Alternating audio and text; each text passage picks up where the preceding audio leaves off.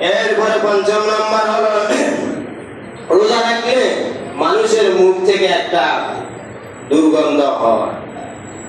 আবার দাঁত নামাজে দুর্গন্ধ হয় না? আমরা রোজা রাখি যদি দাঁত পরিষ্কার, এই জন্য রাসূল বলছেন আত-তুহুরু শাতরুল ঈমান, পবিত্রতা হচ্ছে ঈমানের অঙ্গ। বলে আমি তো রোজা গিয়া আমি পবিত্রতা নেই, এক কথা বলা কিছু লোক আসেনি খাইবার নকুরও কাটে না, এরকম মুসলমান আসেনি? আব্দুল নবী কেন এই মসজিদে আসেনি?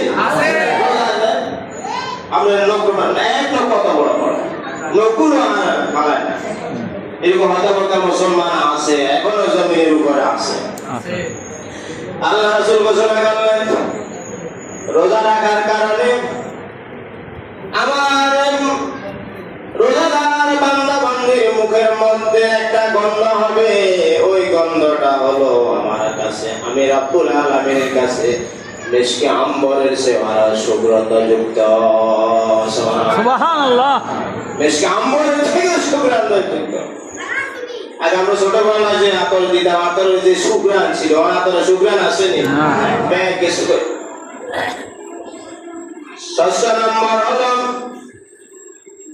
ইফতারের সময় রোজাদার ব্যক্তি যদি আল্লাহর কাছে বড় দোয়া করে, আল্লাহ ওই রোজাদার ব্যক্তির দোয়া কবুল আর মঞ্জুর করে নেন। সুবহানাল্লাহ।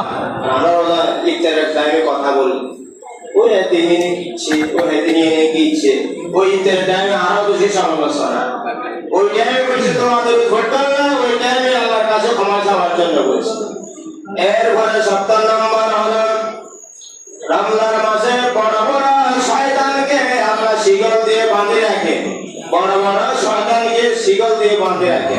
এখন আমরাও গেছি বড় শয়তান আঙ্গুলে বাঁধবো করে কারে করে বাঁধবো, অনেকে পুলিশে করে ধরেনি, পুলিশের আমার সেদিকে কটা দিল্লি আসছে। যদি করো অপরাধীকে দেখতে আছে এত সবাই কই এতে আর আছে পুলিশের ভিড়ে কত কি লাগে তুই ধরে নিয়ে কর। এখন উল্টা হয়ে গেছে, আল্লাহ রাসূল বলেছেন যে রমজান মাসে শয়তানের আল্লাহ শিকল দিয়ে বাঁধে রেখেছে, আর আমরা হয়ে যে শয়তানের আমরা যে সময় আমাদের রোজা ছিল না ওই টাইমে যে কাজ করেছে, এর থেকে আর এক রমজান আরো বেশি করি দেখেন না, সারা বাংলাদেশে শুধু কি 10 কি হয়ে গেছে 10। আর রাসূল বলেছে তোমাদের যখন বিবাহ করার জন্য তোমাদের যখন সামর্থ্য থাকে না, সেই বেলে কিনে রোজা রাখো, রোজা রাখলে তোমাদের উত্তেজনা কমে যাবে, রোজা ভাই আরো বাইরে গেছে।